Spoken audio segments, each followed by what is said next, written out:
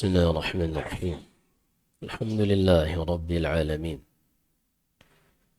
وبه نستعين على أمور الدنيا والدين.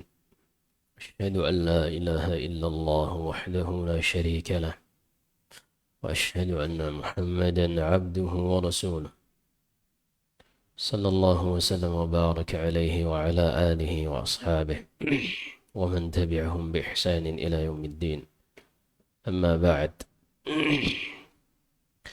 وقد قال الإمام البخاري رحمه الله في كتابه الصحيح: حدثنا أبو اليمان قال أخبرنا شعيب عن الزهري قال أخبرني أبو إدريس عائذ الله بن عبد الله أن عبادة بن الصامت رضي الله تعالى عنه وكان شهد بدرا وهو أحد النقباء ليلة العقبة أن رسول الله صلى الله عليه وسلم قال وحوله عصابة من أصحابه: بايعوني على ألا تشركوا بالله شيئا ولا تسرقوا ولا تزنوا ولا تقتلوا أولادكم ولا تأتوا ببهتان تفترونه بين أيديكم وأرجلكم ولا تعسوا في معروف، فمن وفى منكم فأجره على الله، ومن أصاب من ذلك شيئا فعوقب في الدنيا فهو كفارة له، ومن أصاب من ذلك شيئا ثم ستره الله فهو إلى الله، إن شاء عفا عنه وإن شاء عاقبه، فبايعناه على ذلك.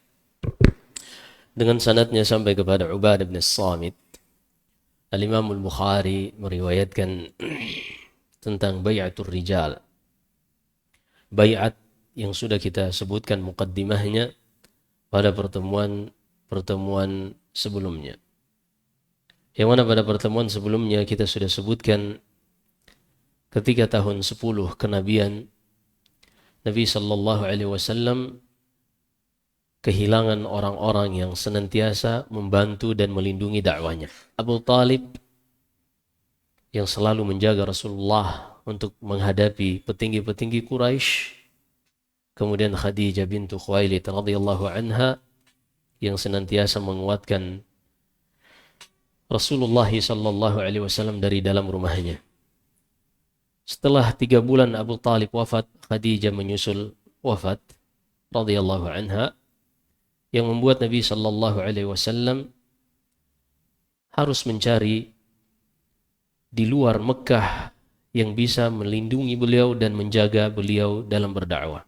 Karena orang-orang Quraisy benar-benar mereka telah terbutakan matanya dan tertutup telinganya untuk mau mendengarkan dakwah Nabi sallallahu alaihi wasallam. Wa qalu la tasma'u li hadha wa qala alladhina kafaru la tasma'u li hadzal qur'ani walghaw fihi la'allakum taghlibun. Sebagaimana Allah hikayatkan ucapan mereka dalam surat Fussilat, dan mereka orang-orang kafir mengatakan, awas, jangan sekali-kali kalian mendengarkan Al-Qur'an ini dan perolok-oloklah, alihkan perhatian orang lain dari Al-Qur'an ini, niscaya kalian yang akan menang. Demikian ucapan mereka yang Allah hikayatkan. Kemudian Nabi sallallahu alaihi wasallam sebagaimana yang kita sudah hikayatkan dalam hadis Aisyah di Sahih Bukhari, beliau mendatangi Thaqif yang berada di kota Taif dengan pemimpinnya Ibnu Abdi Yalil, namun tidak ada yang beliau dapatkan melainkan penolakan dari orang-orang Taif, hingga terjadi kisah yang masyhur yang disebutkan dalam sirah dan juga dinukil Imam Al-Bukhari dalam kitab sahihnya berkaitan tentang malaikat penjaga gunung yang menawarkan kepada Nabi sallallahu alaihi wasallam untuk membinasakan penduduk Taif. Namun Rasulullah, seorang rasul yang memang dipilih untuk umat terakhir, dengan jiwa besar dan hati yang lapang, beliau memilih untuk tidak, dan mengatakan, berdoa kepada Allah agar Allah Subhanahu wa taala mengeluarkan dari keturunan orang-orang tersebut manusia-manusia yang hanya beribadah kepada Allah dan tidak menyekutukan Allah dengan sesuatu apapun. Disebutkan ahlus sirah dengan sanad yang mukhtalaf fih, tapi para ulama sering membawakan ucapan Rasulullah ini, yaitu ketika beliau mendapati orang-orang Taif mengusir beliau hingga seakan-akan beliau terlihat sangat lemah.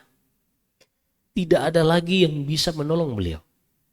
Seakan-akan di depan beliau nggak ada jalan keluar lagi. Seakan-akan masa depan Islam ini tidak tercium aroma harumnya sedikit pun. Hingga beliau berdoa dengan satu doa. Kalau kita renungkan makna doa ini sangat luar biasa. Dari sini kita ketika menjadi muslim memahami doa Rasulullah ini, seperti apapun gelapnya masa depan yang kita tidak bisa lihat, dan masa sekarang yang kita lihat, begitu kita tertindas dan lemah, kita akan tetap optimis setelah kita mendengarkan doa Nabi ini dan apa yang terjadi dari masa depan kaum muslimin setelah beliau hijrah dan setelah wafatnya Rasulullah sallallahu alaihi wasallam hingga hari kiamat kelak. Disebutkan ahlus sirah wal maghazi, doa Rasulullah sallallahu alaihi wasallam, beliau mengatakan, Allahumma ilaika ashku dha'fa quwwati wa qillata hilati wa hawani 'ala an-nas. Kata Rasulullah sallallahu alaihi wasallam, ya Allah, setiap kita dapatkan di dalam Al-Quran atau di dalam hadis, Allahumma ini asalnya adalah ya Allah. Tapi orang Arab tidak mengatakan ya Allah. Mereka menjadikan seruan ya Allah menjadi Allahumma. Jadi setiap kita dapatkan Allahumma, maka artinya ya Allah. Sehingga seorang ketika berdoa kepada Allah, seyogianya dia tidak mengatakan ya Allah, tapi dia mengatakan Allahumma. Demikian Al-Quran membimbing dan demikian lisanul Arab. Dahulu orang-orang Arab mengucapkan. Apa doa Rasulullah? Ini subhanallah. Ini mudah-mudahan kita paham doa ini dan memberikan kita optimisme ke depan. Baik itu berkaitan tentang urusan permasalahan pribadi kita masing-masing, ataukah yang berkaitan dengan urusan umat secara umum. Kata Rasulullah sallallahu alaihi wasallam, Allahumma ilaika ashku dha'fa quwwati. Ya Allah, hanya kepada Engkau aku mengadukan lemahnya kekuatanku. Ya Allah, hanya kepada Engkau aku adukan lemahnya kekuatanku. Wa qillata hilati. Dan hanya kepada Engkau aku mengadukan sedikitnya cara yang bisa aku tempuh di dalam menyebarkan dakwah ini, di dalam menolong saudara-saudaraku yang tertindas, di dalam menolong kaum muslimin. Karena kondisi ketika itu, kaum muslimin di Mekah lemah, diintimidasi, dipersekusi. Terus tindakan-tindakan kriminal sampai Ammar, ayahnya Yasir terbunuh. Sumayyah oleh Abu Jahal, la'anahullah, ditusuk di kemaluannya hingga meninggal. Ketika terjadi peristiwa tersebut, Rasulullah sedang melewati mereka. Sedang melewati Yasir, Sumayyah, istri dari Yasir, dan Ammar. Ammar ibn Yasir, radhiyallahu anhum jami'an. Rasulullah melewati mereka, melihat mereka ini sedang disiksa. Apa ucapan Rasulullah? Beliau tidak bisa membantu sama sekali. Beliau hanya bisa mengatakan ucapan yang sangat luar biasa. Sabran ya ala Yasir. Fa inna maw'idakumul jannah. Bersabarlah wahai keluarga Yasir. Karena janji Allah untuk kalian di akhirat kelak adalah surga. Yang ketiga, kita melihat hari-hari ini saudara-saudara kita yang ditindas dan kita tidak memiliki kekuatan, kita hanya bisa mengatakan sabran ya ikhwanan. Bersabar. Dan kita doakan yang wafat di antara mereka semoga menjadi syuhada di sisi Allah Subhanahu wa taala. Nah, ini pentingnya kita untuk belajar sirah agar ketika kita melihat apa yang menimpa kaum muslimin, kita tidak menghadapinya dengan perasaan. Kita tidak menghadapinya hanya dengan logika yang tidak dibangun di atas landasan dalil. Apa yang dilakukan oleh Rasulullah ketika melihat saudaranya tertindas dan beliau tidak memiliki kekuatan. Dan kalau beliau memaksakan menghajar Abu Jahal pada saat itu, akan terjadi sesuatu la tuhmad uqbah. Sesuatu yang mungkin akan mengakhiri Islam ini. Tapi demikianlah, Islam ini bukan agama asywaiyah. Bukan agama yang diserahkan kepada person-person, individu-individu atau ormas-ormas tertentu yang mereka hanya mengejar kemaslahatan pribadi masing-masing. Tapi Islam ini adalah agama yang Allah turunkan dengan syariat yang indah yang mengatur setiap sendinya. Bisa saja Rasulullah untuk langsung menghajar Abul Hakam ibn Hisham yang kita kenal dengan Abu Jahal. Sebagaimana yang dilakukan oleh Hamzah ibni Abdul Muttalib ketika tahun keempat kenabian. Abu Jahal ini mencela Rasulullah di bawah bukit Safa, dan ketika saat itu disaksikan oleh salah seorang budak wanita dan disampaikan kepada Hamzah. Hamzah pun marah, langsung datang memukul Abu Jahal bin Hisham hingga kepalanya berdarah. Apakah Rasulullah marah terhadap Hamzah? Tidak. Beliau membiarkan. Karena ketika itu Hamzah baru masuk Islam. Atau tepatnya beliau ketika melakukan itu, beliau baru tergerak masuk Islam. Setelah memukul Abu Jahal bin Hisham ini, beliau pun mendatangi Rasulullah yang pada saat itu berada di rumah Al-Arqam ibni Abil Arqam. Fa'ala kulli hal, Nabi SAW mengatakan, ilaika ashku dha'fa quwwati. Ya Allah, hanya kepadamu aku mengadukan lemahnya kekuatanku. Wa qillata hilati, dan sedikitnya strategi, cara yang aku miliki untuk melindungi saudara-saudaraku dan untuk menyebarkan agama ini. Wahawani 'alan nas, dan betapa aku lemahnya di hadapan orang-orang kafir. Hanya kepada engkau semuanya aku adukan, ya Allah. Kemudian kata Rasulullah, Allahumma ila man takiluni. Ini doa yang luar biasa. Ucapan Rasulullah ini, di sini kita lihat betapa kaum muslimin di Mekah pada saat itu sangat lemah. Sangat lemah.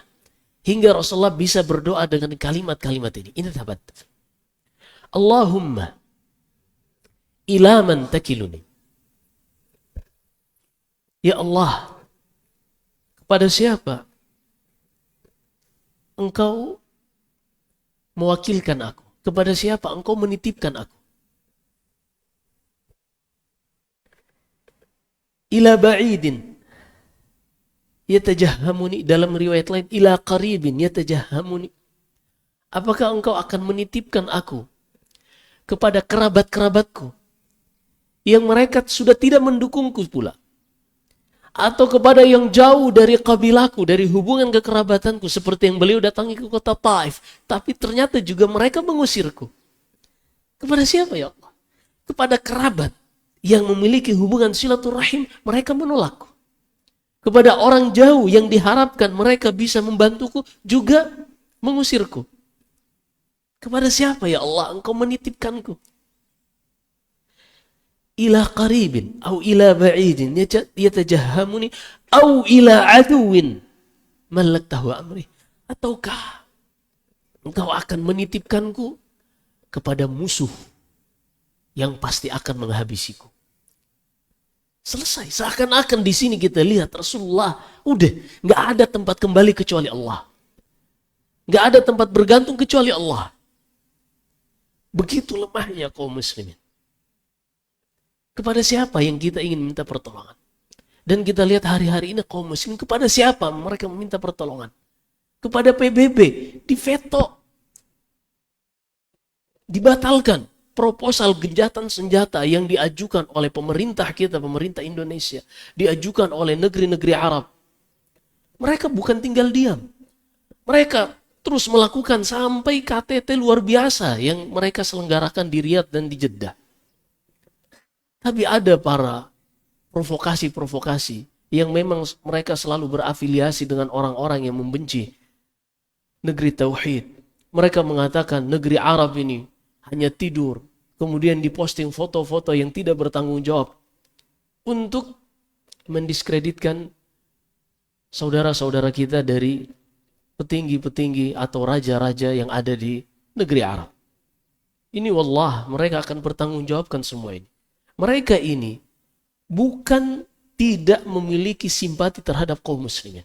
Wallah, justru siapa yang paling besar dananya dalam berdonasi, baik itu yang sifatnya individu maupun negara? Arab Saudi. Bukan cuma saat ini, sejak dulu. Demikian pula pemerintah kita tidak pernah tinggal diam. Terus melalui jalur diplomasi, kenapa mereka tidak angkat senjata langsung serang? Rasulullah pernah melakukannya. Rasulullah sangat bisa untuk mendatangi Abu Jahal bin Hisham. Tapi kalau Rasulullah melakukan itu, sahabat-sahabatnya akan habis. Berarti beliau mengumumkan perang. Pada saat itu Rasulullah sangat lemah. Ini doa beliau. Ila man takiluni. Kepada siapa lagi? Kau akan titipkan aku. Begitu lemahnya. Begitu sangat memprihatinkan. Tiba-tiba datang orang-orang yang mantan artis, mantan pengusaha, dan seterusnya karena memiliki sosial media, punya followers. Lalu mereka bebas untuk berbicara.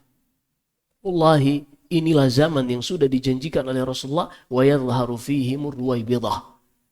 Dan bermunculan ruwaibidah. Qalu wa ma ruwaibidah ya Rasulullah? Apa itu ruwaibidah ya Rasulullah? Qala as-safih yatakallamu fi amril am. Seorang yang safih, yang bodoh, yang tidak memiliki kedewasaan di dalam berpikir, kebijakan di dalam bertindak, tapi dia berbicara tentang kemaslahatan umat, kemaslahatan umum. Kalau kita kembalikan hadis ini, pada zaman Rasulullah, jelas tidak ada yang berbicara di saat ada Rasulullah. Kita kembalikan di saat zamannya Abu Bakar, hampir-hampir hadis ini susah untuk diterapkan pada saat itu. Zamannya Umar, Utsman, Ali, sampai khilafah Umayyah. Di antara kebaikan yang disebutkan dalam khilafah Muawiyah bin Abi Sufyan radhiyallahu anhuma, disebutkan Al-Marwazi. Beliau ini di antara kebaikannya adalah seorang khalifah yang sangat keras terhadap qissas, terhadap orang-orang yang ketika dakwanya hanya cerita-cerita yang merupakan cerita fiksi atau karangannya. Bukan dari cerita para nabi dan rasul yang Allah perintahkan dalam Al-Quran dalam surat Al-A'raf. Bukan pula dari sirah nabawiyah. Dan bukan pula dari ayat Al-Quran atau hadits-hadits Nabi SAW. Tapi cerita-cerita yang dikumpulkan dari sampah-sampah yang diucapkan oleh manusia. Ini di antara kebaikan Muawiyah yang dicatat oleh sejarah ini. Artinya pada saat itu sulit untuk ruwaibidah ini muncul. Kalau untuk cerita-cerita saja mereka susah untuk mendapatkan panggung, apalagi berbicara tentang fatwa, darah, dan harta kaum muslimin. Terus berjalan khilafah Abbasiyah. Zamannya Harun al-Rashid. Atau sebelumnya Abu Ja'far al-Mansur. Setelahnya Al-Mahdi. Hampir nggak ada. Ada tapi sepertinya orang-orang yang hidup pada zaman itu tidak terbayangkan bahwasanya akan ada suatu zaman setiap orang memiliki media untuk berbicara sendiri-sendiri tanpa terikat dan tanpa ada standarisasi terlebih dahulu. Itulah media sosial. Di hadapan kita, as-safi, ada bandar judi. Hanya karena good looking, pakai peci, tampil di beberapa podcast, berbicara tentang masalah boikot atau tidak boikot. Berbicara tentang darah yang ada di Palestina. Berbicara tentang ini dan itu. Subhanallah. Tidak diketahui dari mana belajarnya. Dan lebih ruwaibidahnya lagi adalah ketika followersnya banyak. Likersnya banyak. Ini zaman kita. Ada sebagian juga yang menisbatkan kepada dakwah salafiyah. As-safih. Seorang anak yang baru lulusan pesantren. Bikin media sendiri. menjadikan simbol-simbol negara lain sebagai keset. Yang negara lain bisa membalas untuk menginjak-injak bendera tauhid kalau dia ingin membalas. Padahal Allah berfirman dalam suratul An'am, "Wa la tasubbul ladzina yad'una min dunillah fa yasubbullaha 'adwan bighairi 'ilm." Jangan kalian mencela tuhan-tuhan yang mereka ibadahi selain Allah. Ini Tuhan. Objek yang diibadahi selain Allah, kita tidak boleh mencelanya ketika kita ketahui mencela objek-objek yang mereka ibadahi tersebut menjadi sebab untuk mereka mencela Allah tanpa hak. Betul, kita mencelanya dengan hak objek-objek tersebut, tapi ketika menjadi wasilah kepada yang lebih besar, kepada mudarat yang lebih besar, maka tidak boleh. Ad-dinu mabniyun 'alal masalihi fi jalbiha wa dar'i lil qaba'ihi. Wa in tazaham 'adadul masalihi yuqaddamul a'la minal masalihi wa dhidduhu tazahumul mafasidi yurtakabul adna minal mafasidi. Agama itu dibangun di atas maslahat dan mafsadat. Dan maslahat mafsadat ini tidak diserahkan kepada orang yang banyak hafalannya saja. Hafalan Al-Qur'annya, tahu suratnya, ayatnya, posisinya sebelah kanan, sebelah kiri, bukan diserahkan kepada orang seperti ini. Bukan pula kepada seorang yang hanya hafal Sahih Bukhari, Sahih Muslim dan seterusnya. Bukan. Apalagi yang levelnya tidak sampai walaupun sejengkal dari yang kita sebutkan ini, tapi diserahkan kepada warasikhuna fil ilm. Kepada ulama yang rasikh fil ilm, tidak semua berbicara. Ulama yang sudah memiliki jam terbang jauh. Ulama yang sudah melewati masa-masa fitnah, yang mereka mindsetnya ini sudah sangat bijak dan dewasa oleh fitnah. Ya subhanallahil azim wa yadhharu fihim raibidha nasallallahu alaihi wasallam. Maka pemerintah kita, demikian pula pemerintah negara-negara kaum muslimin, baik itu yang Arab ataupun non-Arab, mereka bukan tidak mau untuk menolong kaum muslimin di Palestina. Mereka sudah menggalang dana. Pemerintah kita juga sudah mengantarkan bantuan langsung melalui TNI. Tapi mereka juga mengetahui ada namanya strategi. Agama ini di dalam syariat kita, di antara syarat al-jihad selain tahta rayatil imamil muslimin, di bawah bendera panji imam kaum muslimin, juga syarat yang berikutnya adalah li'ila'i kalimatillah. Tujuan jihad ini ikhlas untuk menegakkan, meninggikan kalimatullah. وَقَاتِلُهُمْ حَتَّى لَا تَكُونَ فِتْنَةٌ وَيَكُونَ الدِّينُ لِلَّهِ. Di dalam surat Al-Baqarah, وَيَكُونَ الدِّينُ كُلُّهُ لِلَّهِ. Di dalam surat Al-Anfal, Allah sebutkan, perangi mereka sampai tidak ada yang tersisa agama kecuali agama Allah. Ini syarat yang kedua. Sekarang apa yang terjadi? Sekelompok orang memiliki organisasi, memiliki ormas sendiri, memerangi musuh. Allahul musta'an. Kemudian yang ketiga, an yakuna lil muslimina quwwah. Kita tidak boleh memerangi mereka jihadut talab, jihad yang ofensif, melakukan invasi ke negara lain, kecuali kita memiliki kekuatan dan secara kalkulasi, perhitungan di dalam strategi perang, kita akan menang. Kalau tidak ada kekuatan yang dengannya kita ketahui kita nanti akan menang secara kalkulasi, maka tidak boleh kita berperang. Kenapa? Itu yang dilakukan Rasulullah. Bukan beliau tidak bisa untuk memukul atau membunuh langsung Abu Jahal bin Hisham. Beliau bisa. Tapi ada namanya strategi. Dan benar apa yang dilakukan oleh Rasulullah. Lihatlah Islam sampai saat ini tidak kurang dari sekian miliar pemeluknya. Hanya karena sabar sesaat. Tapi mereka ditindas, Ustadz. Saudara-saudara kita, rumah-rumah mereka dibombardir dan seterusnya. Yasir, Sumayyah dibunuh di depan Rasulullah. Beliau hanya bisa mengatakan, sabran ya ala Yasir, fa inna mau'idakumul jannah. Bersabarlah, wahai keluarga Yasir. Janji kalian di sisi Allah adalah surga. Ini subhanallah, kita jelaskan ini karena sebagian kaum muslim terprovokasi oleh orang-orang seperti ini. Mereka memosting di media-media sosial bahwasanya negara-negara Arab pemimpinnya ini tidur, hanya mikirin tentang dunia dan dunia. Seakan-akan dialah yang paling mengerti tentang Islam. Ya, ruwaibidah. Inilah bermunculan ruwaibidah. Nasallahu salam wal afiyah. Kita lanjutkan doa Nabi sallallahu alaihi wasallam. Ila man takiluni. Ila ba'idin yatajahhamuni. Au ila aduin mallaktahu amri. Apakah engkau menitipkanku kepada orang yang jauh atau orang yang dekat dari kerabatku yang mereka ini tidak memberikan perhatian dan perlindungan kepadaku, ataukah kepada musuh yang engkau kuasakan urusanku kepada mereka? Perhatikan.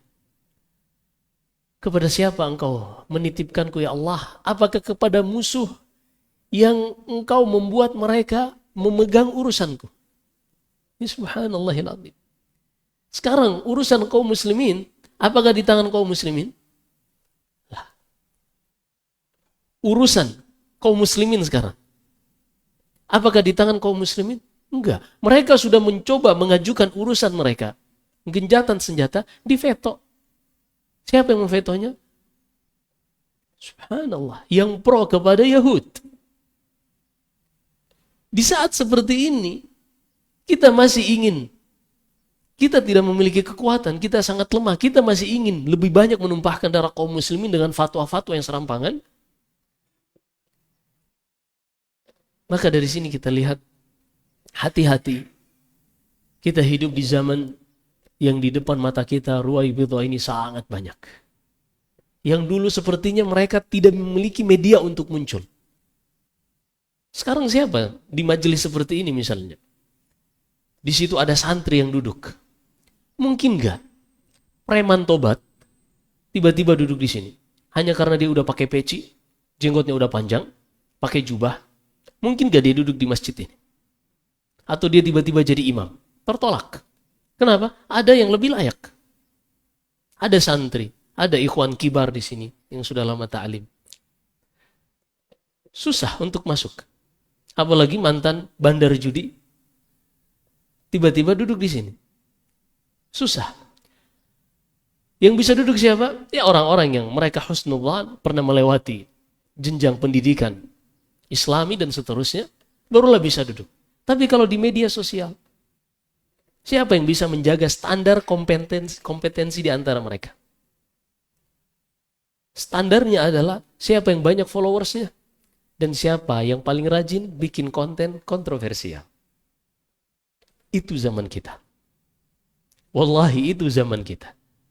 Yang ana yakin apa yang ana ucapkan ini sebagian antum mungkin bergelut dengan dunia ini lebih tahu. Dan yang mungkin hanya sekedar scroll saja merasakan apa yang ana ucapkan. Maka hadari, berhati-hati. Jangan sampai kita terprovokasi dengan orang-orang yang tidak bertanggung jawab ini mempermainkan isu di tengah-tengah kaum muslimin hanya untuk mencari simpati. Apalagi zaman-zaman sebentar lagi tahun depan 2024 bulan Februari ada peristiwa besar di negeri ini. Yang mana semuanya membutuhkan yang namanya followers. Di zaman-zaman isu selalu dipermainkan, digoreng, tujuannya adalah untuk mencari simpati. Ada salah seorang kemarin baru cerita. Ini agar kita berhati-hati saja. Kemarin dia datang sengaja ketemu, ingin konsultasi sebuah perkara berkaitan bulan Februari nanti. Dia adalah orang di balik media nasional yang sangat besar. Sangat besar. Mainnya di stasiun TV konvensional. Mereka ini agensi untuk publikasi yang pasti akan mempengaruhi tentang elektabilitas. Beberapa bulan yang lalu, yang order kepada bosnya atau kepada mitranya, dia meminta tolong calon yang ini dipoles. Kumpulkan semua data yang akan kita blow up, semua orang akan mengetahui bahwasanya dialah pilihan yang tepat. Beberapa hari kemarin, sebelum mereka mempublikasi, karena belum masuk masa kampanye aktif secara terang-terangan, muncul mitranya ini datang lalu mengatakan, oh yang kemarin gak jadi. Ambil yang sebenarnya yang kemarin kita ingin jatuhkan, tapi naikkan lagi dia. Seperti itu. Apa yang kita saksikan di depan mata kita dari media konvensional yang mereka bermain dengan anggaran yang sangat besar, apalagi hanya media-media pribadi yang dikasih duit sekian dan sekian, mereka akan cepat-cepatan untuk bisa mempublikasi by order. Maka hati-hatilah di zaman ketika Ruwaibidah ini mendapatkan panggung, dan lebih musibahnya lagi Ruwaibidah ini udah Ruwaibidah bisa disetir pula, bisa diorder pula. Musibah di atas musibah. Baik, Nabi SAW berdoa, au ila aduwin malaktahu amri.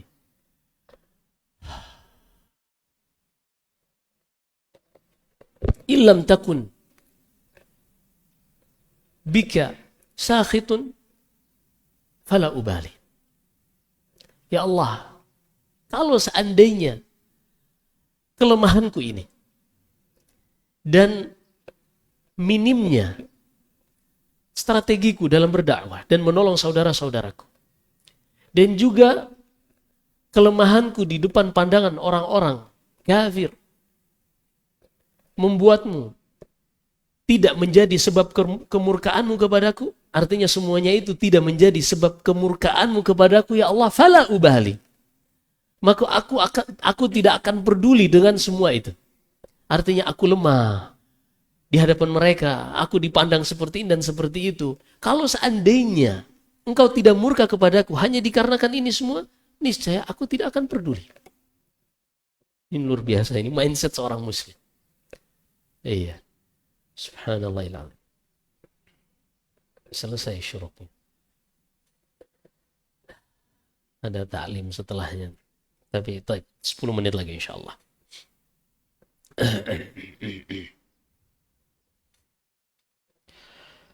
La ilaha illallah.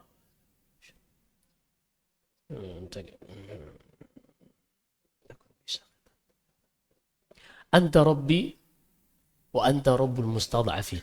Ya Allah, Engkaulah Rabbku yang menjagaku, melindungiku, dan Engkaulah Rabbul mustad'afin yang senantiasa menjaga dan melindungi orang-orang yang lemah.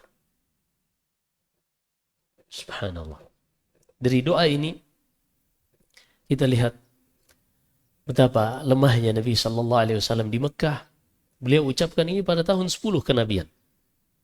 Hingga akhirnya Allah Subhanahu wa ta'ala berikan pertolongan dari kalangan orang-orang Ansar, 7 orang. Pada tahun ke-11, tahun berikutnya, di tahun 12 musim haji, mereka datang dengan 12 orang dan terjadilah yang namanya Bai'atul Aqabah, yang hadisnya disebutkan di dalam Sahih Bukhari dalam Kitabul Iman ini dari Ubadah bin Samit, yang mana beliau salah seorang yang hadir pada Bai'atul Aqabah al-ula ini. Isi bai'atnya kita baca pada pertemuan berikutnya insyaallah. Fa'ala kulli hal, Ubadah bin Samit radhiyallahu anhu menceritakan tentang peristiwa Bai'atul Aqabah yang sudah kita sebutkan pada pertemuan sebelumnya. Sebenarnya kita tidak usah singgung terlalu banyak. Intinya, setelah selesai bai'at ini, apa arti bai'at? Kita sudah jelaskan bahwasanya bai'at ini sebagaimana yang disebutkan oleh Ibnu Hajar dalam Fathul Bari, bai'at adalah al-mu'ahadah, perjanjian kesepakatan akan kesetiaan antara dua belah pihak. Perjanjian kesetiaan atau perjanjian yang dilakukan oleh dua belah pihak untuk setia, saling membela, saling mendukung, saling membantu ini dilakukan oleh 12 orang dari kalangan Ansar, yang kemudian ketika mereka pulang, Nabi SAW mengirimkan bersama mereka duta pertama di dalam Islam, yaitu Mus'ab ibn Umair al-Abdari radhiyallahu ta'ala anhu. Hingga akhirnya Mus'ab ibn Umair pun ke Madinah, mulai masuk Islam. Beliau ketika sampai ke Madinah, atau saat itu masih bernama kota Yathrib, beliau nginep di rumah As'ad ibn Zurarah. Kemudian mulailah masuk Islam Usaid ibn Hudhair, kemudian Sa'ad ibn Mu'ad, Sa'ad, dan seterusnya sampai Sa'ad ibn Ubadah, sampai sahabat-sahabat yang lain, hingga tidak tersisa rumah-rumah dari orang-orang Ansar, melainkan telah dimasuki oleh Islam. Pada tahun berikutnya, musim haji tahun 13, datanglah kembali orang-orang Ansar ini dengan jumlah sekitar 70 orang. Disitulah terjadi Bai'atul Aqabah Ats-Tsaniyah. Perjanjian atau Bai'at Aqabah yang kedua ini adalah perjanjian yang mana klausul dari isi perjanjiannya semuanya berkaitan tentang persiapan hijrah dari Mekah menuju Yathrib. Dan disitulah sejarah pertama yang akan digariskan di dalam Islam ini tentang permulaan kekuatan Islam, yang kemudian tahun kedua setelah Islam memiliki kekuatan, barulah Rasulullah melakukan perang pertamanya, dan itulah perang Badar yang terjadi pada tahun kedua Hijriah di bulan Ramadan, yang nanti akan kita kisahkan insyaallah. Kenapa kita singgung tentang perang Badar? Karena kata Abu Idris Al-Khawlani dalam hadis ini, wa kana syahida Badra. Ubadah bin Samit ini juga salah seorang yang menyaksikan perang Badar. Kita sedikit singgung karena dalam hadis ini ada lafaz perang Badar. Baik, demikian yang bisa kami sampaikan. Mohon maaf karena ada jadwal setelahnya.